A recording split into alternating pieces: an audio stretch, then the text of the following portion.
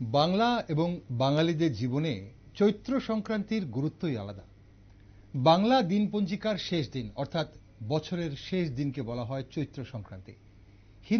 হিন্দু আর শাস্ত্র অনুসারে ব্রত, উপবাস ইত্যাদি ক্রিয়াকর্মের মাধ্যমে মানুষ পুণ্য লাভ করে এই দিনে। এই দিনটি আসলে বসন্তের বিদায়ের দিন। এই দিনটিকে অবলম্বন করে প্রচলিত রয়েছে বাঙালিদের নানান লোকাচার, পূজা অর্চনা এবং সামাজিক নিয়ম নীতি। চৈত্র সংক্রান্তির দিন অনুষ্ঠিত হয় শিবের গাজন ও চড়ক পূজা। তার আগের দিন হয় নীল পূজা। এছাড়াও এই সময় হার বিশু ও ফুল বিজুর মতো উৎসব পালিত হয়। কালের বিবর্তনে অনেকটা রূপ পাল্টে গেলেও বাংলার এই লোক উৎসবগুলো আজও পালিত হয় গ্রামগঞ্জে। ইতিহাসবিদরা বলেন, চৈত্র সংক্রান্তি আমাদের শরীর ও প্রকৃতির মধ্যে একটি যোগসূত্র ঘটায়। প্রকৃতি থেকে তুলে আনা শাক, সবজি, পাতাসহ এই দিন ছাতু, চিড়ে, দই, মুড়ি, খই, তিল ও নারকেলের নাড়ু ইত্যাদি খাবারের প্রচলন রয়েছে। বর্তমানে শহর জীবনে এই প্রথাগুলো খুব একটা পালন না হলেও পল্লী জীবনে আজও ভীষণভাবে জনপ্রিয়। প্রাচীনকালে জমিদাররা খাজনার হিসাব নিকাশ করতেন চৈত্র সংক্রান্তির দিন। পরবর্তীকালে বাঙালি ব্যবসায়ীদের মধ্যে এই প্রথা ছড়িয়ে পড়ে, যার ফলে বিশ্বব্যাপী মার্চ মাসের 31 তারিখ অর্থবছর শেষ হলেও বহু বাঙালি ব্যবসায়ীদের লেনদেন শেষ হয় চৈত্র মাসের শেষ দিন। চৈত্র সংক্রান্তি নিয়ে এমন নানান প্রথা আজও বলা হয়, আজও কিন্তু আমরা গল্পে শুনি। সেগুলো আজ বইয়ের পাতায় কিংবা স্মৃতির মণিকোঠায় স্থান করে রেখেছে অনেকে। বাস্তব জীবনে নানান কারণে সেই প্রথাগুলো আমরা প্রায় ভুলতে বসেছি। আগামীকাল চৈত্র সংক্রান্তি, তাই চৈত্র সংক্রান্তির নানান দিক নিয়ে জানার জন্য আজ আমাদের স্টুডিওতে একটি বিশেষ টকশোর আয়োজন। নমস্কার, আমি দীপেন আর আপনারা দেখছেন নিউজ ভ্যানগার্ড। গাজনের ঐতিহ্য ও পরম্পরা নিয়ে আজ আমাদের সাথে রয়েছেন বিশিষ্ট সাংস্কৃতিক ব্যক্তিত্ব স্বপন দাস এবং আরো একজন বিশিষ্ট সাংস্কৃতিক ব্যক্তিত্ব নিখিল দাস। আপনাদের দুজনকে স্বাগত আজকের অনুষ্ঠানে। স্বপনবাবু, প্রথমে আপনার কাছে আসি যে বাংলার লোক সংস্কৃতিতে চৈত্র সংক্রান্তি কিভাবে গুরুত্বপূর্ণ আজও? বাংলার লোক সংস্কৃতিতে চৈত্র সংক্রান্তির গুরুত্ব এই সম্পর্কে যদি কথা বলতে হয় তাহলে অনেক কথা এসে যায়। কারণ এমন একটা মাস, যে মাস খরা, সাধারণত প্রচন্ড খরা থাকে, সেই সময়ে বৃষ্টির জন্য হাহাকার চলতে থাকে। পাশাপাশি যেহেতু এটা বছরের শেষ মাস, এই সময়ে সারা বছরের সমস্ত হিসাব নিকাশ থেকে, আপনি কিছু প্রকাশ করেছেন এর মধ্যে, হিসাব নিকাশ থেকে আরম্ভ করে মানুষের জীবনেরও হিসাব নিকাশ তখন করতে থাকে, সারা বছর আমরা কি করলাম। এবং এই সময়ে আমাদের আজকে যে চৈত্র মাসের যে উৎসব, বিশেষ করে আমরা চৈত্র মাসটাকে অন্য একটা গুরুত্ব দিয়ে সবসময় দেখে এসেছি, এই গাজন উৎসব বা আমরা যে ঢাকির নাচ, আমাদের দেশীয় ভাষায় আমরা ঢাকির নাচ বলি, ঢাকির নাচের ব্যাপারটাতে আমরা খুব আগে থেকেই খুব উৎফুল্ল থাকতাম যে ঢাকির নাচের সঙ্গে ঘুরবো ইত্যাদি ইত্যাদি। এটা ছোটবেলায় আমাদের ছিল। এখন আমরা তো আসলে গ্রাম ছেড়ে শহরে বসবাস করতে শুরু করেছি। গ্রামাঞ্চলে যখন যাই তখন কিছু কিছু দেখি, কিন্তু সেই রকম যে আমেজ আর আমরা দেখতে পাই না। তো মোট কথা যে গ্রামের যে আবহ চৈত্র মাসের এই দিকটাতে সাংস্কৃতিক দিক থেকে বিশেষ করে আমাদের গাজন উৎসব এবং চড়ক পূজা, শেষে যে শেষ দিন চড়ক পূজা যেটা হয় সংক্রান্তির দিন, গাজন উৎসব তো শুরু হয় আগেই। তো এই চড়ক পূজাকে কেন্দ্র করে মানে বিগত সপ্তাহব্যাপী বা মাসব্যাপী, পুরো মাসব্যাপী যে চলতে থাকে একটা উৎসবের গোটা মাসটা একটা উৎসব চলতে থাকে। এটা শেষ হয় চৈত্র সংক্রান্তির দিন এসে, মানে এই সেই মেলা, সেই উৎসবগুলো শেষ হয় চৈত্র সংক্রান্তির দিন এবং পয়লা বৈশাখ থেকে নতুন আকারে সেটা আবার উদযাপিত হয়। আসবো আপনার কাছে আরো একবার। নিখিল বাবু, এই যে গাজন উৎসব আমরা বলি, ঢাকি আসছে, শিব গৌরী আসছে, নাচ করছে, এটাই কি শুধু গাজন নাকি গাজনের অন্য কোনো ধরন আছে? শিব গাজন বলতে আমরা কি বুঝি? পাশাপাশি এই যে গাজনের মধ্যে গম্ভীরার পূজা হয়, এটা কি আছে, কি বৃত্তান্তগুলো কি আছে যদি আমাদের একটু বলেন বিস্তারিত। নমস্কার। প্রথমে আমি এই গাজন বা গাজন মানে মহাদেব বা শিবের পূজা। আচ্ছা, চৈত্র সংক্রান্তির দিনে মহাদেব বা শিবের পূজা। এই পূজাটার একটা ইতিহাস মনে তুলে ধরলে বিষয়টা খুব মানে আমাদের যে দর্শক আছেন তারা বিষয়টাকে একটু বুঝতে পারে। তার আগে নিখিল বাবু, আমি আরেকটু আপনাকে একটু আটকাবো এখানে। যেহেতু আমরা গাজন নিয়ে কথা বলছি, যদি ছোট্ট করে আমাদের দর্শক বন্ধুদের, যে আপনি সাংস্কৃতিক ব্যক্তিত্ব তো নিশ্চয়ই একজন গুণীজন, গাজনের সঙ্গে সম্পর্কটা, আপনাদের সম্পর্কটা, পারিবারিক সম্পর্কটা যদি একটু তুলে ধরেন তাহলে দর্শক বন্ধুরা বুঝতে পারবেন যে আপনি কি করে এত সুন্দরভাবে ব্যাখ্যা করতে পারবেন। আমি প্রথমে একটা ছোট্ট একটা মানে আমার অভিজ্ঞতার কথা বলি। কয়েক বছর আগে গোয়ার মঙ্গেশী মন্দির, যেখানে মানে আমরা সবাই জানি যে লতা মঙ্গেশকর এর পিতা যেখানে গান টান গাইতেন, এই যে মন্দিরটা একটা বিখ্যাত মন্দির, সেই মন্দিরে গিয়েছিলাম।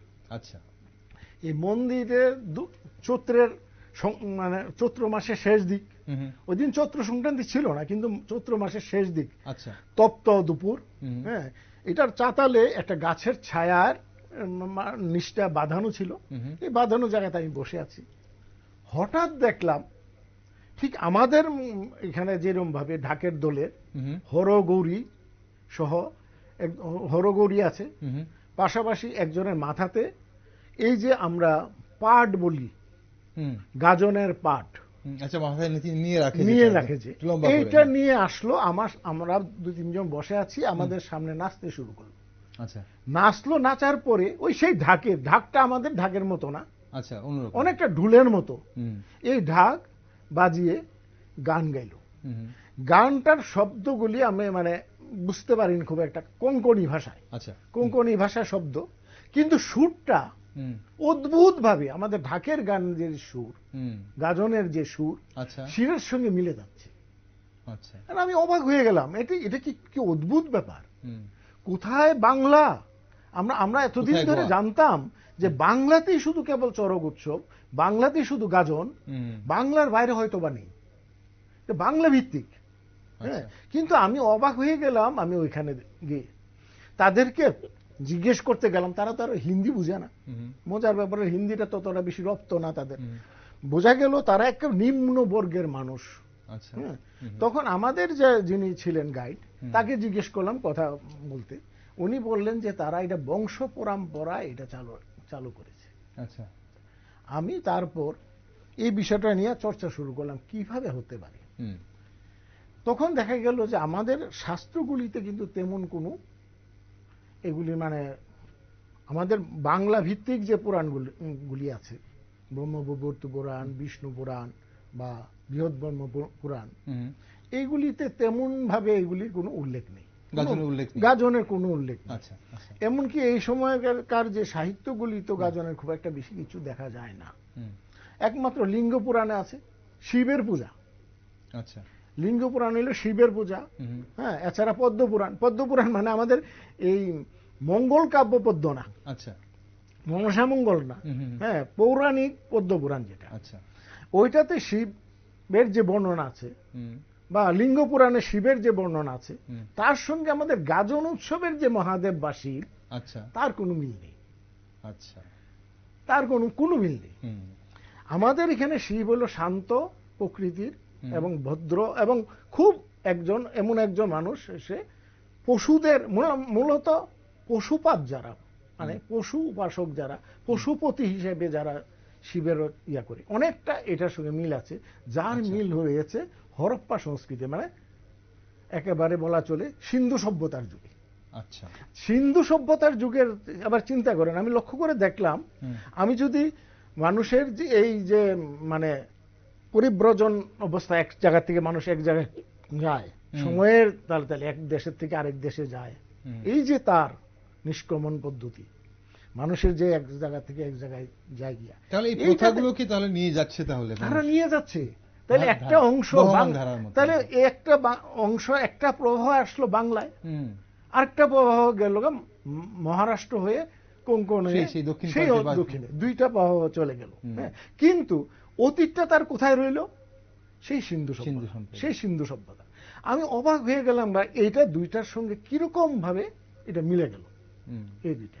তো এই যে ব্যাপারটা, এইটার সঙ্গে এটা মিলতে গিয়ে আমার মনে পড়লো যে এই যেটা বললেন আমাদের পরিবারে, আমি জন্মের পর থেকে ছোটবেলা থেকে দেখছি বাবা ঢাকের দোল করতেন। ঢাকের দোল করতে গিয়ে বলা চলে যে আমাদের এই ঢাকের দোলের প্রস্তুতি শুরু হতো আমাদের মানে বলা চলে পৌষ মাসের পর থেকেই। ধানটা, নতুন ধান টান এলো, এখন তো নতুন তেমন কোনো কৃষির তেমন কোনো মানে কাজকর্ম নেই, কাজকর্মটা কমে গেছে। হ্যাঁ, তখন আউশ ধান হতো, আমরা এখন আউশ ধানের ইয়েটা আমরা খুব একটা পাই না, না আউশ ধান পাই না। তখন বোনা হতো আউশ ধান, পাটের ইয়ে হতো, পাট চাষ হতো। এই সময়টাতে যখন যেত তখন কিন্তু কাজকর্মটা তেমন থাকতো না, যেটা স্বপন উল্লেখ করলেন যে তখন তপ্ত গ্রীষ্ম একদম। এই সময়টার মধ্যে রাত্রির বেলা, সন্ধ্যার পরে এই মানুষগুলি অবসর বিনোদন বা যাই বলেন, এটার জন্য যে ভাবনাটা, এটার জন্য এই ঢাকের দল বা গাজনের দল এটা একটা ভালো একটা এটা সংগঠন করার ক্ষেত্রে একটা উল্লেখযোগ্য ভূমিকা। শুধু বিনোদন হিসেবে ব্যবহার করে না, না, না, বিনোদন না, একটা ঐতিহ্যগত ধারা যে আছে, এই ধারাটা যেটা আমি শুনেছি আমার পারিবারিক সূত্র, এটা নাকি মানে কত বছর আগে থেকে চলছে আমাদের পরিবার ভিত্তিক বা আমাদের গোষ্ঠী জ্ঞাতি তাদেরকে নিয়ে চলছে, এটা কেউ জানেও না, চলে আসছে চলছে এরকম। হ্যাঁ, চলে আসছে। এই যে ব্যাপারটা আমাদের এখানে, এটা কিন্তু অন্যখানের সঙ্গে মিলে না। আপনি মনে করেন এই যে আমরা কুমিল্লা ডিস্ট্রিক্টের, এখানে এখন তো ডিস্ট্রিক্ট অনেক হয়ে গেছে, যেমন ব্রাহ্মণবাড়িয়া মানে কুমিল্লা, চাঁদপুর ডিস্ট্রিক্ট আলাদা হয়ে গেছে। আগে যে কুমিল্লা মানে পূর্বতন সমতল ত্রিপুরা, এই অঞ্চলের যে গাজনটা, এই গাজন বা ঢাকের দল যে এটার যে পূজা টুজা, এটার মধ্যে কিন্তু ওই বর্ষিকেতে ঘোরানোর ব্যাপারটা ছিল না, সেই চরকটা ছিল না। চরক ছিল, গাছ ছিল, এই প্রথাটা ছিল না, এই প্রথাটা বর্ষিকেতে এটা ছিল না। কিন্তু গান বাজনা হতো, গান বাজনা হতো। আসবো আমি গাজনের ধরনটা নিয়ে আপনার কাছে। আরেকটা বলছি, এটা এই যে বলছেন এখানে যেমন মানে আমাদের শ্রীহট্ট মানে উত্তরবঙ্গ অঞ্চলে ছিল ঘেটু, এটা গাজনেরই আরেকটা রূপ, ঘেটু। আচ্ছা, নামটা আলাদা। আবার পূর্ব বাংলার ওই অঞ্চল, বারেন্দ্র অঞ্চল বা বীরভূম, বর্ধমান, বীরভূম এই অঞ্চলে এটা তো হলো গম্ভীরা। এই আলাদা আলাদা রূপ, মানে প্রায় কাছাকাছি, রূপটা একটু এদিক সেদিক হয়েছে, নামগুলো পাল্টে গেছে, এক এক জায়গার জন্য নাম পাল্টে গেছে একদম।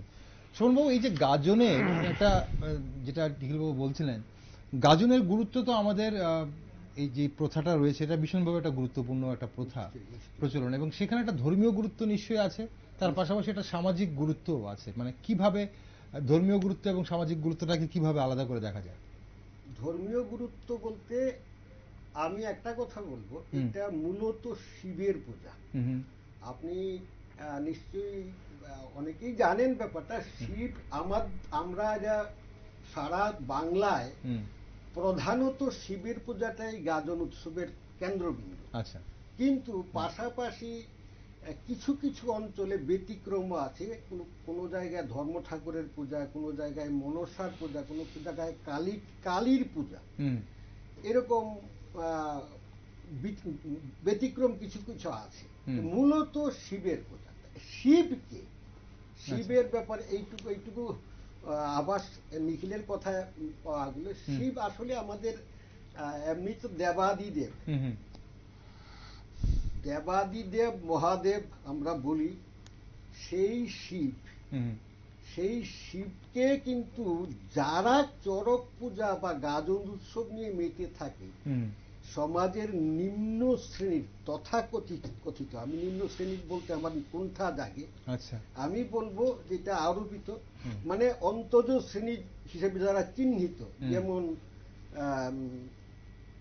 যারা চাষবাস করে, লাঙ্গল চালায়, জেলে, বা হাড়ি ডুম বাগদি আমাদের দেশে যারা নমশূদ্র বা তপশিলি জাতি হিসাবে যারা পরিচিত, মূলত তাদের মধ্যেই তো গাজন উৎসবটা বেশি প্রচলিত।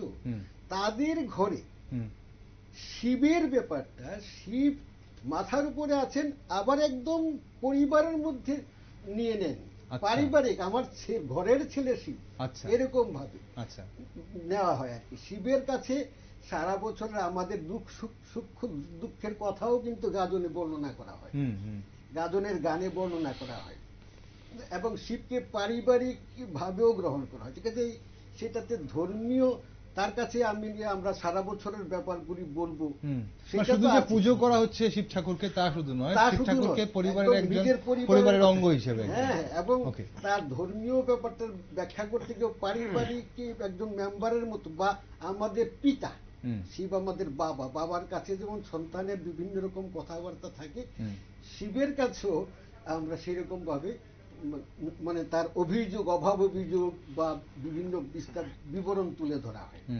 তো সেরকম আমরা বিভিন্ন ছড়া থেকেই দেখতে পাই, আমরা ছড়া থেকে আমরা এগুলি পরিচয় পাই। যেমন 203-এ ঝগড়া করে শিবের ঘরে বিবাদ করে, দুর্গা, গঙ্গা দুর্গা 203-এ 2 ঘরে বিবাদ করে স্বামী আইসা কেয়ার করে কার ঘরেতে যায়। মানে কেয়ার করে বলতে এখানে স্বামী সব ভাবনায় পড়ে, কেয়ার করে গ্রাম বাংলার ইংরেজি শব্দের ব্যবহারটা অন্যভাবে করেছে। কেয়ার মানে শিব যেন আমাদের পরিবারের, শিবের যে আচার আচরণ, এগুলি পরিবারের একজন লোকের মতোই আচার আচরণ, এরকম ভাবেই দেখা হয়। সঙ্গে সঙ্গে এইটাও ঠিক, যত রকমের যতটা ভক্তি আমাদের আছে, মানে মনে উজাড় করা সমস্ত কিছু ভক্তি শিবের কাছে নিবেদন সমর্পিত। তুমি আমাদেরকে এই দুর্গতি থেকে রক্ষা করো। পারিবারিক ব্যাখ্যা করতে কি এরকম, যেমন আমার বাবা, আমার কথা প্রসঙ্গে বলতে, আমার বাবা 2 বিয়ে করেছেন, আমার 2 মা।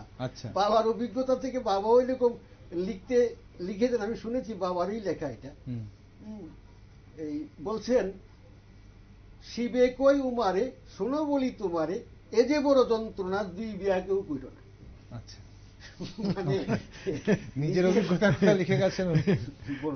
এইটা হলো যে আপন করে নেওয়া শিবকে, তার ধর্ম, মানে ধর্মীয়, আপনি যেটা বললেন ধর্মীয় দিক, ধর্মীয় দিক তো শিব তো আমাদের ঠিক, সেটা শিবকে তো মানে ধর্মীয় দিকে আপন করে না। আপনি বললেন যে একদিকে যখন আমরা গোটা মানুষকে মানে সমর্পিত করছি, আমরা মানুষেরা শিব ঠাকুরের কাছে সব নিজেকে, আর পাশাপাশি পরিবারের একজন হিসেবে, অঙ্গ হিসেবে আমরা দৈনন্দিন জীবনে শিব ঠাকুরকে জড়িয়ে রাখছি।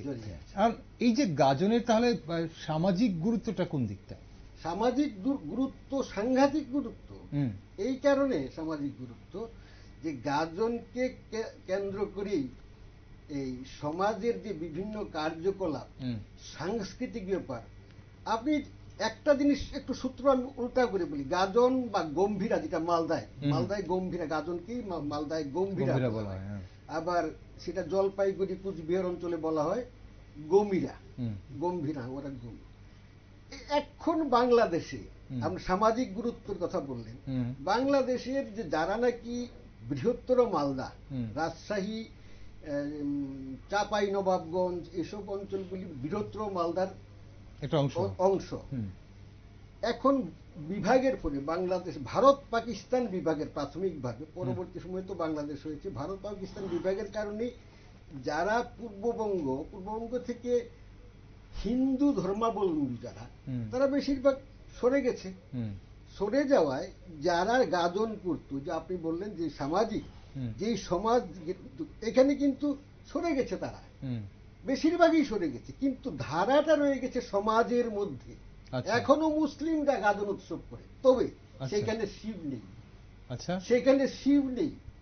গাজন উৎসবটা বলতে গম্ভীরা করে, হ্যাঁ, শিব নেই, কিন্তু সমাজের যে একজনকে বানানো হয় বিপক্ষ, একজন সপক্ষে থাকে, 2 জনের মধ্যে যুদ্ধ হয়, সেই ক্ষেত্রে সামাজিক যত কথা আছে, রাজনীতির কারণে, যেমন ৭১-এর যুদ্ধের বর্ণনা আমি নিজে শুনি এসব। আচ্ছা, ৭১-এর যুদ্ধের বর্ণনা, যুদ্ধে কি অঘটন হয়েছে, বর্তমান সরকারি ব্যবস্থায় কি কি অঘটন ঘটছে সমাজের মধ্যে, এই সামাজিক কথাগুলি ওই গম্ভীরার মধ্যে তুলে ধরা হয়।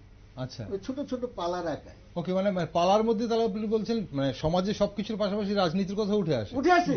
উঠে আসে একজন দাদু সাজে, একজন নাতি সাজে। আচ্ছা, বেশিরভাগ ক্ষেত্রে এটা হয়, দাদুর কাছে নাতি বলতে থাকে এই কথা, দাদু আবার পাল্টা দিচ্ছে। তো সেইভাবে সমাজের মধ্যে এটা বিপরীত বলে সাংস্কৃতিক কর্মকাণ্ড, ধর্মের থেকে সরে গিয়ে কিন্তু সামাজিক কর্মকাণ্ড হিসেবে এটা চিহ্নিত হয়ে গেছে গম্ভীরা। ঠিক, গম্ভীরা বলুন, গাজন বলুন, এবং সমাজে এটা আমরা ভীষণভাবে আছে বলে কিন্তু আজও কিন্তু বেঁচে আছে, এখনো বিলুপ্ত হয়নি। এবং বিভিন্ন, আপনি যেটা বলছিলেন যে সেখান থেকে সেই মানুষগুলো চলে গেছে, কিন্তু সমাজের মধ্যে সেই ধারাটা এখনো রয়ে গেছে। নিখিলবাবু, এই যে প্রাচীনকালের গাজনের সাথে আধুনিক গাজনের পার্থক্যটা কোথায়? মানে আপনি তো বলছিলেন যে আপনাদের পরিবারে বা সেই কবে থেকে শুরু হয়েছে জানেন না, তো আপনারা ছোটবেলা দেখেছেন, আমরাও ছোটবেলা কিছুটা দেখেছি গাজন, কিন্তু আজকে বর্তমান যুগে যখন আমরা পল্লী জীবনের গাজনই যদি দেখি, কিছুটা পার্থক্য পাওয়া যায়। এই পার্থক্যটা কোথায় কোথায় হয়েছে, কেন হলো? যেমন ধরুন একটা উদাহরণ দিলে এটা বোঝা যায়। মানে আগে যে গাজনটা ছিল, এই গাজনে কোনো আতিশয্য ছিল না। আচ্ছা, মানে পার্বতী যিনি সাজতেন, শিব পার্বতী, তো শিব তো আর কোনো কিছু না, একটা দিয়ে খালি গা, হ্যাঁ, রুদ্রাক্ষের মালা, হ্যাঁ, মাথার মধ্যে জটা টটা দিয়ে সরাসরি সাদা করে, গলাতে একটা সাপের মতো ইয়া বিছিয়ে একটা বাস। কিন্তু যে ছিলেন পার্বতী কি পড়তেন? পুরুষ লোকই তো, মানে ছেলেরা আর কি, ছেলেরাই মেয়ে সাজত। ছেলেরা যে মেয়ে সাজত তখন দেখা যেত কার কি পোশাক পরতো? মায়েদের পোশাক পরতো, বাড়ি ঘরের পোশাক, মা মাসিয়া পিসিরার পোশাকগুলি নিয়ে আসতো, শাড়িগুলি নিয়ে আসতো। আজকে উনার বাড়ির শাড়ি, কালকে উনার বাড়ির শাড়ি, পরশুদিন উনার বাড়ির শাড়ি, এক একদিন এক এক বাড়ির পাল্টে পাল্টে, একজনের শাড়ি হলে নষ্ট হয়ে যাবে, এটা তো পাল্টে পাল্টে পরানো হতো। এই যে একটা রীতি, মানে এটার সঙ্গে ইনভলভমেন্ট দেখুন, একটা পাড়া কিন্তু পুরোপুরি ইনভলভ হয়ে যাচ্ছে, মহিলারও এসে যাচ্ছে এটার সঙ্গে, যদি সরাসরি মহিলারা যুক্ত না, কিন্তু তারা তাদের আনন্দের সঙ্গে, আমার শাড়িটা কিন্তু তুই নিবি, হ্যাঁ, এরকম ভাবে একটা ভাবনা ছিল। হ্যাঁ, তখন এটা ছিল একটা উৎসবটা কোনো ব্যক্তি বিশেষের উৎসব না, পুরা সমাজের উৎসব। সমাজের সবাই কোনো না কোনো ভাবে এটার সঙ্গে যুক্ত ছিল, পয়সা করিয়ে দিত, হ্যাঁ, পাশাপাশি বিভিন্ন ভাবে সাহায্য করত। মানে যারা গায়ক আনতো বাইরে থেকে, শুধু আমাদের এখানকার গায়ক দিলে হতো না, বাইরে থেকে গায়ক যাবে, ভালো গায়ক আনতে হবে, ভালো গায়ক আনতে গেলে পয়সা দিতে হবে। পয়সাটা কে দেবে? পয়সাটা গ্রামের মানুষ দিত। এছাড়া তো বাড়ি ঘরে যখন গান নিয়ে যেত, ঢাকের দল নিয়ে যেত, ঢাকের দলে দুইটা ছিল, যেখানে পয়সা করে এটা কম হতো বা দেওয়ার সামর্থ্য নেই বা সময়ও বেশি হয়তো বা লাগবে না, এইখানে তো দু চারটা গান গেয়ে সে। কিন্তু কোনো কোনো জায়গাতে ভালো পয়সা পাওয়ার সম্ভাবনা আছে, হ্যাঁ, এবং এখানে বুদ্ধাও আছে। হ্যাঁ, এখানে দেখা যায় ছোট ছোট ঢপযাত্রা হতো, আচ্ছা, কাহিনী ভিত্তিক। হ্যাঁ, এই ঢপযাত্রা যেমন আসতো, বিভিন্ন ধরনের পৌরাণিক কাহিনী, রামায়ণ মহাভারতের কাহিনী, এগুলি নিয়ে ঢপযাত্রা হতো। হ্যাঁ, কিন্তু যেটা স্বপন উল্লেখ করলেন, এই যে গানের মধ্যে কিন্তু সব কিছু থাকতো, আচ্ছা, সামাজিক প্রেক্ষাপট, রাজনৈতিক প্রেক্ষাপট সব থাকতো। কিন্তু এখন যেটা হচ্ছে, মনে করুন ত্রিপুরাতে যে গাজনের এখন প্রচলন রয়েছে, গাজনটা যেমন এখন হয় কি, একটা দুর্গার নাচের মধ্যে আছে হরগৌরীর নাচ একটা থাকে, হ্যাঁ, হরগৌরীর নাচে সরলো, সঙ্গে সঙ্গে দেখা গেল দুর্গা আসলো, বা মানে ঝাঁপ দিয়ে পড়লো এসে সিংহ এসে কতটুক নাচলো, হ্যাঁ, সিংহ এসে নাচলো, সিংহের সঙ্গে এরপরে দুর্গাও আসলো, হ্যাঁ, দুর্গার সঙ্গে এরপরে দেখা গেল যে লক্ষ্মী সরস্বতী আসছে, কার্তিক গণেশ আসছে, অসুর আসলো, হ্যাঁ, এরপরে দেখা গেল একটা যুদ্ধের হলো, হ্যাঁ, নাচের মাধ্যমে হয়ে এইটা একটা কাঠামোর মাধ্যমে পুরোটাকে সমাপ্তি হলো। ঢাকের বাদ্য তো ছিলই। এই যে ভাবনাটা, এটার সঙ্গে দেখবেন আগের যে আমাদের হরগৌরীর নাচ বা অনেক সময় হরগৌরীর সঙ্গে আরো কিছু থাকতো, মানে কৃষ্ণ রাধা কৃষ্ণ থাকতো। এটা প্রয়োজনে এটি করতো, কারণ যারা ঢপযাত্রাতে অংশগ্রহণ করবে তাদেরও তো নাচার একটা ব্যাপার আছে, বলে এইটা সবাইকে নিয়েই প্রথম এটা হতো। এইটা কিন্তু এখন আর নেই। এইটার মধ্যে অনেক আধুনিকতা এসে গেছে, ঠিক লোক সংস্কৃতি না। এটার সঙ্গে ছৌ নাচের একটা এটা প্রভাব এটার সঙ্গে পড়ে গেছে। ছৌ নাচে দেখবেন শুধু মুখোশটা নেই, কিন্তু তাদের যে এখনকার যে নাচের যে ঢং বা তাদের যে মানে শৈলীটা, এটা অনেকটা ছৌ নাচের প্রভাব এটার মধ্যে আছে। আপনি যেটা বললেন এটা হচ্ছে যে মহিষাসুরমর্দিনীর এই যে পালাটা করে দেওয়া, মানে এটার সঙ্গেই মানে হরগৌরীর ব্যাপারটার সঙ্গে শিব গৌরীর সঙ্গে গৌরীর দুর্গার রূপ, তারপরে দুর্গার পুরো গোটা পরিবার। কিন্তু শহরে যেটা আরেকটা দেখা যায়, এই যে গাজন বা এই যে চৈত্র মাসের শেষ দিকগুলা, আগে তো কিছুদিন আগে থেকে দেখা যেত, এখন একদমই শেষ একদিন দুদিন দেখা যায় যে ঢাকি আসছেন, সঙ্গে একজন শিব একজন গৌরী আসছেন, শিব দুর্গা আসছেন, কিছুটা মানে কয়েক সেকেন্ড নাচলেন, অনেক জায়গায় নাচেনও না, দাঁড়িয়ে থাকেন, ভাগ দিচ্ছেন, কিছুটা প্রাপ্তির অপেক্ষায় থাকেন, প্রাপ্তি হলে চলে যান। সেখানে না কোনো এই যে কথা উঠে আসে, না কোনো গান উঠে আসে, না কোনো কিছু মুখে কোনো কিছু বলার আসে। সেটাও কি মানে এটা ধারা এরকম ছিল আগে নাকি কমতে কমতে এতটুকু ছিল? কমতে কমতে এতটুকু ছিল না, কখনো এটা ছিল না। এখনো মানে তবু কয়েক বছর আগেও আমি দেখছি, 8-10 বছর আগেও ছিল, ওই পাটটা নিয়ে আসতো, হ্যাঁ, সিঁদুরের উৎপত্তি নিয়ে তারা একটা ছড়া গাইতো, হ্যাঁ, এবার ছড়া গেয়ে গিয়ে মানে ঢাক বাজাতো। এইটা এখন নেই, এইটা চলে গেছে। কারণ এইগুলির যে পরম্পরাগত যে শিক্ষা, যেমন মনে করুন আমার ক্ষেত্রে ধরুন, আমি শৈশবে যা দেখেছি, আমি কি শিখেছি? আমি তো শিখিনি। আচ্ছা, আমার পারিবারিক যে ঐতিহ্য এটা তো হারিয়ে গেছে। আচ্ছা, আপনি ধরে রাখতে পারেননি? পারিনি, কারণ পরিস্থিতি মানে এখনকার যে সমাজ, সামাজিক প্রেক্ষাপট, আমার অবস্থান, সামাজিক অবস্থান সব মিলিয়ে আমি তো সেই ঐতিহ্যকে ধরে রাখতে পারিনি। এটা দুঃখ হয় মাঝে মাঝে, হ্যাঁ, কিন্তু দুঃখটা দুঃখের জায়গাতেই থাকে, কিন্তু এটা ফলপ্রসূ হওয়ার সম্ভাবনা নেই। সেই জায়গায় দাঁড়িয়ে একটা প্রশ্ন মাথায় আসে যে তাহলে আজকের পৃথিবীতে গাজন কতটা প্রাসঙ্গিক? শোভনবাবু কি মনে হয়, কতটা প্রাসঙ্গিক গাজন? গাজন প্রাসঙ্গিকতা যদি বলেন, লোক সংস্কৃতিকে যত বেশি ধরে রাখা যায়, ব্যক্তিগতভাবে এটা আমার বিশ্বাস, ততই মানুষের মধ্যে যে ভালোবাসার সম্পর্ক এটা অনেক বেশি থাকে, এটা আমি বিশ্বাস করি। লোক সংস্কৃতির মাধ্যমে যতটা ভালোবাসা বিস্তার করা যায় আমাদের কাঠখোট্টা জীবনযাত্রায়, সেটা হয় না।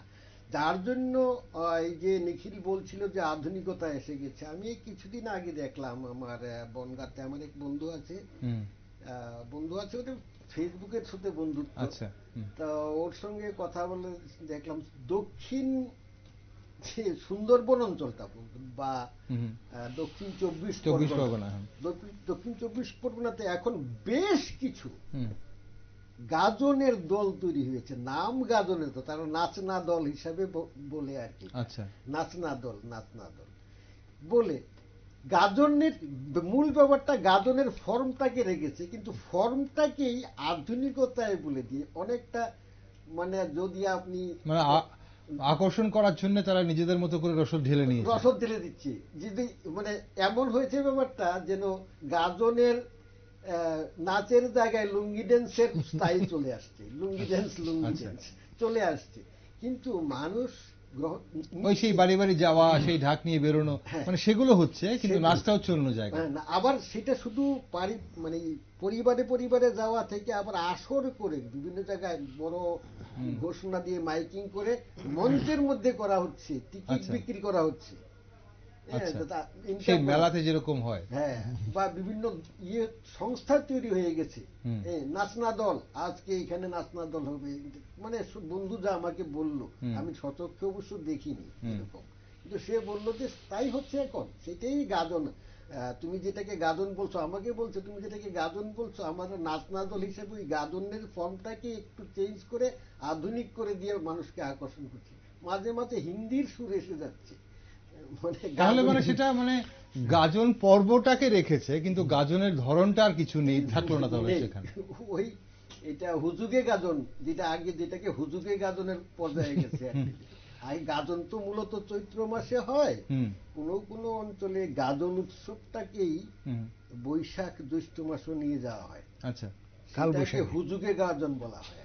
আচ্ছা, মানে এটা একটা মানে রেশটা ধরে রাখার জন্য বৈশাখ মাসে জ্যৈষ্ঠ মাসে চলতে থাকে না, অনেকে শুরুই করে বৈশাখ মাসে। আচ্ছা, হ্যাঁ, চৈত্র মাসের পর্ব তো একদিকে আকর্ষণ গেল, এরপরে বৈশাখে শুরু করলো, কেউ জ্যৈষ্ঠতে শুরু করলো, সেটাকে হুজুগে গাজন। এগুলি ব্যতিক্রম অবশ্য প্রাচীন কালেও ছিল।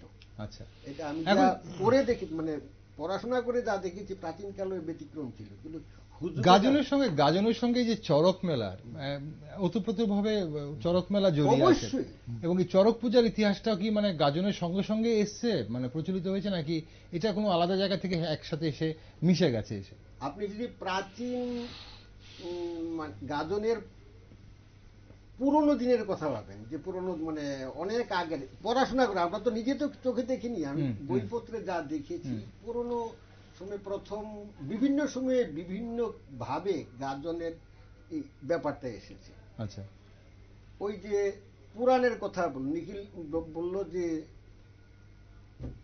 বিভিন্ন পুরাণের নাম করলো, ব্রহ্মবৈবর্ত পুরাণে একটা জায়গায় একটা কথা আছে, চৈত্র মাসের 30 দিন 15 দিন এক সপ্তাহ বা 10 দিন লাঠি নিয়ে নাচ করা। এটা সংস্কৃত ভাষায় লেখা, বাংলা তর্জমা করলে তাই দাঁড়ায়, লাঠি নিয়ে যদি নৃত্য করা হয় তাইলে শিবলোক প্রাপ্তি হয়।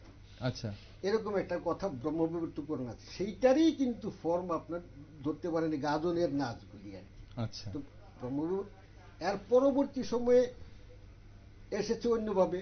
আবার ঐতিহাসিকভাবে তো আমরা দেখেছি, কেউ বলছেন যে 1485 খ্রিস্টাব্দে সুন্দরানন্দ ঠাকুর এটাকে প্রচলন করেছেন গাজন উৎসব, যদিও ঐতিহাসিক কোন রকম ভিত্তি নেই এসব কথা। কেউ বলছেন যে পৃথিবীর রৌদ্রের তাপ দেখে পৃথিবীর বিয়ে দেয়া হচ্ছে। আচ্ছা, কেউ বলছেন যে এটা মানে হরকালী, হর এবং মানে ওই বিয়ে। আবার কোন জায়গায় বাঁকুড়া জেলায় যেটা আছে, বাঁকুড়া জেলায় আছে কামাখ্যার সঙ্গে ধর্ম ঠাকুরের বিয়ে, আবার ধর্মগাজন হিসেবে পরিচিত।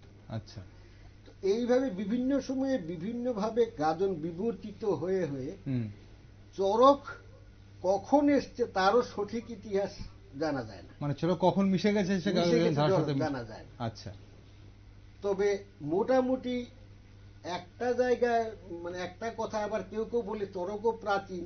বান রাজার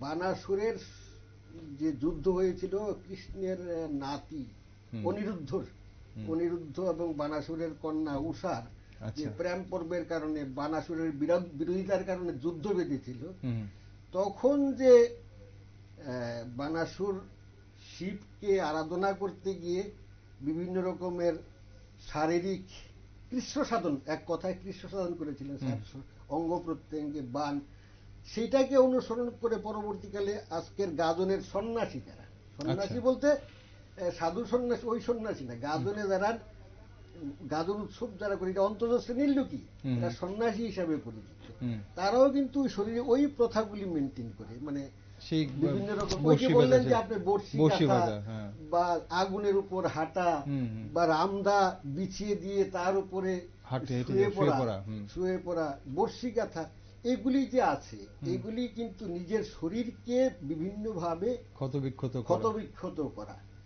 তো ওই বানাসুরের সময়েই চড়ক ব্যাপারটা ছিল এরকম মনে করা হয়, কিন্তু কোনো কিছুরই প্রামাণ্য কোনো তথ্য আমাদের তথ্য নেই। এখন কি মানে এই যে যেমনটা গাজনের ধরনটা আমাদের বাংলার এক এক জায়গায় এক এক রকম, এক এক প্রান্তে এক এক রকম ভাবে পালন করা হয়, বা নামও পাল্টে গেছে, চড়কেরও কি মানে এই ধরনের ইতিহাস কিছু আছে যে এক এক জায়গায় এক এক রকম ভাবে ধরনটা আলাদা, নাকি চড়ক সব জায়গায় একই রকম, আর বা চড়ক সব জায়গায় আছে কিনা, মানে যেখানে যেখানে গাজন উৎসব পালন হয় সেখানে চড়ক হয় কিনা? চড়ক হয়। আচ্ছা, চড়ক হয়, গাজন উৎসবের সঙ্গে চড়কের একটা সম্পর্ক আছে, কিন্তু চড়কটা এক এক জায়গায় এক এক রকম চড়ক হয়। আমরা তবে সবচেয়ে অতীতের আমরা যেটা দেখি, এমনি আমরা প্রত্নতাত্ত্বিক যে নিদর্শন যেগুলি আছে, বিশেষ করে মধ্যযুগীয় যে আর্ট মানে ছবিগুলি দেখা যায়, এইগুলিতে দেখা যায় চড়কের কিছু ছবি আছে, চড়ক নিয়ে কিছু ছবি আছে। এবং যেটা স্বপন বললেন যে মানে নিজেরকে নিগ্রহ করার যে ব্যাপারগুলি, হ্যাঁ, এগুলি আছে, বর্ষিকাতার বিষয়গুলি আছে। এগুলি কিন্তু প্রায় ষোড়শ সপ্তদশ শতকের যে শিল্পকলা, এগুলিতে কিন্তু এই চরকের এগুলি দেখা যায়। হ্যাঁ, আমরা এগুলি অনেকটা মানে বিভিন্ন বইও আমরা লক্ষ্য করেছি এগুলি আছে, মানে বিশেষ করে লোকসংস্কৃতির উপরে যে বইগুলি বেরিয়েছে, বিভিন্ন গবেষণামূলক বই, এগুলি তো দেখা যায়। বিনয় চৌধুরী, আরে বিনয় চৌধুরী একজন আছেন সমাজতত্ত্ববিদ, ওনার লেখা তো এগুলি আছে। এই যে বিষয়গুলি, তো এই চরকের যে আমাদের এখানের চরকটার মধ্যে কিছু ফারাক যেমন আছে। মনে করেন আমাদের এখানে দুইটার ধারার কথা তো বললাম, একটা ধারা হলো কুমিল্লা ওই অঞ্চলের, মানে দক্ষিণ অঞ্চলের, দক্ষিণ পশ্চিম অঞ্চলের ধারা, আর একটা হলো উত্তর অঞ্চলের। আচ্ছা, উত্তর অঞ্চলের ধারা যেটা, উত্তর অঞ্চলের হলো ঘেটু। এটার মধ্যে যেমন এখানে কৃষ্ণ, রাধা কৃষ্ণ বা এই ধরনের যে একটা অনেকটা বলা চলে, যেমন মনে করেন এখানে যেমন ভাওয়াইয়া, ওই অঞ্চলে ভাওয়াইয়া, আমাদের এখানে ভাটিয়ালি, এই অঞ্চলে ভাটিয়ালি, এক ধরনের ভাওয়াইয়া ভাটিয়ালি, এরকম ফারাক আর কি। এখানে দেখা যায় যে শিবগড়ি তো থাকছে, শিবগড়ি কমন, এদিকেও থাকছে, দুনো দল ইয়াতেই থাকছে। হ্যাঁ, এই পরম্পরাটা ঠিক আছে, কিন্তু অন্য এখানে দেখা যায় যে এখানে এছাড়া শিবের চেলা কিছু ওইখানে আসে। হ্যাঁ, আচ্ছা, মানে চরকটা কি সেখানে, মানে ধরনটা কি? হ্যাঁ, এখানে চরক না, চরক গাছটা, যে চরক গাছ তোলা বা চরক ঘোরানো, এইটা একমাত্র সন্ন্যাসী সম্প্রদায় যারা, তারাই শুধু বর্ষি গাঁথে। আচ্ছা, আর বাকিরা কিন্তু এমনিতে চরক ঘোরানো হয় মানুষে দিয়ে, মানে মানুষ এটাতে ঘুরে। হ্যাঁ, মানুষকে এটাতে ঘোরানো হয়। কিন্তু এই যে চরক গাছটা দোলাটা, ভক্তের পিঠে যে একটা বর্ষি, লোহার বর্ষিগুলো গাঁথা, কাটা কিংবা ছুরি বা দায়ের উপর দিয়ে মানে শুয়ে থাকা, হাঁটা, এগুলো কি, এই প্রচলনগুলো কি সব জায়গায় আছে? না না না, এই যে প্রচলন আমি তো আমাদের অঞ্চলেই আমরা দেখিনি, মানে এই বর্ষি গাঁথা বা, আচ্ছা, এগুলো ছিল না, আমরা দেখিনি, আমাদের অঞ্চলে ছিল। কিন্তু আমি যখন চাকরি সূত্রে কুমারঘাট যখন ছিলাম, কুমারঘাট বলতে কাঞ্চনবাড়িতে। আপনাদের অঞ্চল বলতে তাহলে কোন অঞ্চলটা? আমাদের কুমিল্লা অঞ্চল। কুমিল্লা অঞ্চলে এগুলো ছিল না, আমি দেখি, আমরা পাইনি। আচ্ছা, হ্যাঁ। কিন্তু আমি যখন মানে কুমারঘাট অঞ্চল কাঞ্চনবাড়িতে ছিলাম, তখন দুধপুর করে একটা, দুধপুর নামে একটা জায়গা আছে, দুধপুরের মাঠে যখন এইগুলি আমি দেখেছি। আমি তো আবার এইসব ব্যাপারগুলিতে একটু কিউরিয়াসিটি ছিল যে আসলেই কি বর্ষি গাঁথে, আসলেই কি আগুনের উপরে হাঁটে, সত্যিই কি রামদায়ের উপরে শুয়ে থাকে, না অন্য কোনো কারসাজি আছে। আচ্ছা, কিন্তু ভক্তদের মানে বাধায় কাছে সামনে গিয়ে দেখা যায়, সামনে গিয়ে দেখা সম্ভব। এই কৌতূহলটা বোধহয় সবারই থাকে, সত্যি কি বর্ষিটা গাঁথলো। তবে নিজস্ব প্রভাব খাটিয়ে যার পিঠে বর্ষি গাঁথা হয়েছিল তাকে আমি আনিয়েছি আমার ব্যাংকে। আচ্ছা, একবার যে খবর দিয়ে আমার, ওরা তো বারবার, না স্যার ঠিকই করে, না স্যার ঠিক, আপনি দেখোই না, আপনার লোক কথা কয় একদম ওই মানে ওদের সিলেটি ভাষায় তো বলছে, ঠিক আছে আমি কিন্তু ওর সঙ্গে কথা বলতে চাই। শেষ পর্যন্ত একদিন ও আসলো, আসার পরে আমি ওর সঙ্গে খুব খাতির করলাম। প্রথমে খাতির করে আমি জানতে দিলাম সত্যি সত্যি কি পিঠে এরকম করে। সে তখন যেটা বললো যে হ্যাঁ করে স্যার। তাহলে কেমনে তুমি সহ্য করলা এটা, তোমার পিঠের মধ্যে বর্ষি দিয়ে? আপনি তো কোথায় দেখছেন স্যার একটা কাপড়, হ্যাঁ, তখন বর্ষি গাঁথা দিলে 1 মাস আগে থেকে আমাকে বিভিন্ন রকম মালিশ করা হয়। কবিরাজ, ওরা কবিরাজ বলে, কবিরাজ তেল মালিশ করে 1 মাস আগে থেকে তেল, এবং তাকে নিযুক্ত করা হয় যে তোমার পিঠে বর্ষি গাঁথা হবে। তো তেল মালিশ করে করে পিঠের চামড়াগুলি এরকম করে শেষ পর্যন্ত বর্ষি গাঁথে। কিন্তু শুধু বর্ষির উপর তুমি ঝুলে থাকতে পারো না স্যার, এখানে একটু ব্যাপার আছে। কাপড়টা একটা গামছা দিয়ে শরীরটা, মানে শরীরে, আপনি তো কালো মানুষ, কালো রং টং দিয়ে গামছা রে বাইন্দা বর্ষি, এরকম সে আমার কাছে প্রকাশ করলো। হ্যাঁ ঠিক, মানে ওই মানে সেই যে কাপড়টা বাঁধে, সেই কাপড়টার কিছু একটা জোর থাকে, কাপড়টার জোরের উপরই ঝোলে বর্ষিটা গাঁথে থাকে। এবং সে আমাকে সঙ্গে সঙ্গে শার্ট খুলে তার পিঠে দেখিয়েছে, আমি দেখলাম যে দাগ আছে। আচ্ছা, তাহলে এই প্রচলনটা সব জায়গায় নেই? না, সব জায়গায় নেই। ঠিক, আমাদের অনুষ্ঠানের একদম শেষ পর্যায়ে আমরা চলে এসেছি। এখন কথা হচ্ছে যে নিখিলবাবু, গাজন ও চড়ক মেলা মতো চৈত্র সংক্রান্তির যে ঐতিহ্যবাহী যে প্রথাগুলো, এগুলো তো দিন দিন প্রায় হারাতে বসেছে। মানে আমাদের ছোট্ট করে, সময় খুব বেশি নেই, যে কি উদ্যোগ আমরা নিতে পারি আমাদের এই রীতিগুলোকে, আমাদের এই প্রথাগুলোকে ধরে রাখতে? বিষয়টা হইলো এখন তো সমাজের যে পরিবর্তন, যে বিবর্তন ধারা চলছে, সভ্যতা যত এগিয়ে চলছে, লোক সংস্কৃতিগুলি ততটাই পিছিয়ে যাচ্ছে। কিন্তু লোক সংস্কৃতির মধ্যে রয়েছে আমাদের, বলা চলে, আমাদের আত্মিক একটা সম্পর্ক। এই সম্পর্কটাকে ধরে রাখতে গেলে এটা শুধু কেবল ব্যক্তি বিশেষ দিয়ে সম্ভব না, সরকারি ভাবে এটার জন্য কিছুটা উদ্যোগ নেওয়া দরকার। কারণ সরকার যদি এই ব্যাপারে উদ্যোগী হয়, তো ফর্মটা, আগের ফর্ম আর ফিরে পাওয়াটা সম্ভব হবে না। কিন্তু ধারাটার একটা মানে অন্তত এই আঙ্গিকটা বা যেটা আছে, এটাকে কিছুটা অন্তত বাঁচিয়ে রাখা যাবে, বিলুপ্তির হাত থেকে বাঁচিয়ে রাখা যাবে। সম্পূর্ণভাবে অতীতে তো আর ফিরে যেতে পারবো না। একটা সময় যেটা চলে গেছে, সেই সময়টাকে আর ফিরে পাবো না আমরা। কিন্তু অতীতের যে স্মৃতিগুলি আছে, স্মৃতিগুলি যাতে আমরা একটু একটু করে ধরে রাখতে পারি, এই উদ্যোগটা সার্বিকভাবে নেওয়ার দরকার আছে। এই ক্ষেত্রে আমাদের যারা শিক্ষিত সমাজ, তাদেরও একটু দায়িত্ব আছে, শুধু সরকার না, সবারই একটু দায়িত্ব আছে। এই দায়িত্ব যদি পালন করা হয়, একটা সময় ত্রিপুরাতে এই চর্চাটা শুরু হয়েছিল, যাক যেভাবে হোক এটা আবার একটু স্তীমিত হয়ে গেছে। এই ক্ষেত্রে আবার একটু ভূমিকা আমরা আশা করি। ওকে, স্বপনবাবু, আপনার মতামত, কিভাবে এই প্রথাগুলোকে আমরা বাঁচিয়ে রাখতে পারি বিলুপ্তির হাত থেকে?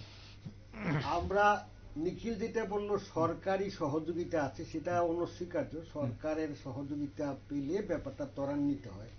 কিন্তু আমি ব্যক্তিগতভাবে মনে করি, আমরা যারা নিজেদেরকে সংস্কৃতি মনস্ক বলে বা সংস্কৃতি মনা বলে পরিচয় দিই, তাদের কিন্তু যথেষ্ট দায়িত্ব আছে।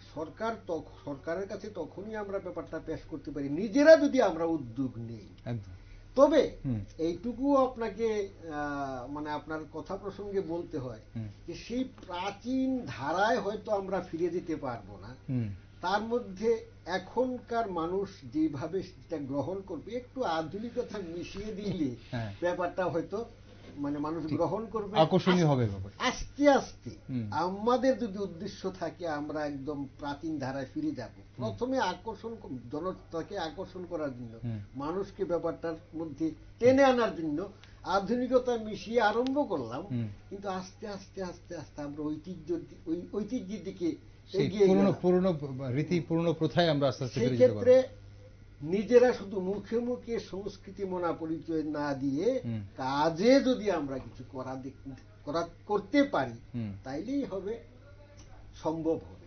আর শুধু ভাষণ দিয়ে এখানে আপনার টিভিতে টক শো করে সেটা মানে খুব একটা বেশি মানে ফলপ্রসূ হবে বলে মনে হয় না। তবে উদ্যোগ নিতে হবে, এবং সেখানে যারা এটার সঙ্গে যুক্ত বা যারা পছন্দ করেন, যারা জানেন, ওনাদের, আপনি যেটা বললেন যে তাদেরই উদ্যোগ নিতে হবে, যারা সংস্কৃতি। হ্যাঁ, আপনাকে এই প্রসঙ্গে আমি অলরেডি মানে আমি নিজে সাংঘাতিক কিছু করছি এরকম বলছেন, তবে একটা শুভাকাঙ্ক্ষী কিছু আছে এরকম, যারা গ্রামীণ উৎসবগুলিকে আবার টেনে আনার জন্য চেষ্টা করছে। আমি তাদের সঙ্গে সম্পৃক্ত থাকার চেষ্টা করি। ঠিক, আমরা আশা করছি সেটা অবশ্যই বেঁচে থাকবে, আপনাদের মাধ্যমে আরো সেটা উজ্জীবিত হয়ে উঠবে এবং পুনরুজ্জীবিত হবে এই প্রথাগুলো।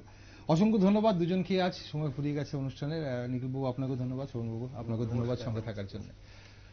দর্শক বন্ধুরা, আগামীকাল চৈত্র মাসের শেষ দিন, বাঙালিদের চৈত্র সংক্রান্তি। চৈত্র সংক্রান্তিকে নিয়ে বাঙালিদের ঘরে ঘরে এখন উৎসবের আমেজ।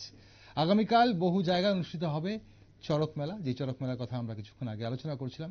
কোথায় কি হচ্ছে, আর ভোটের এই মরশুমে চড়ক মেলা নিয়ে মানুষ কতটা উৎসাহিত থাকেন, সেদিকে অবশ্য আমরা নজর রাখছি। তাই দেশ, দুনিয়া ও রাজ্যের বিভিন্ন নিউজ আপডেট এবং টক শো দেখার জন্য আপনারা চোখ রাখুন শুধুমাত্র নিউজ ভ্যানগার্ডে।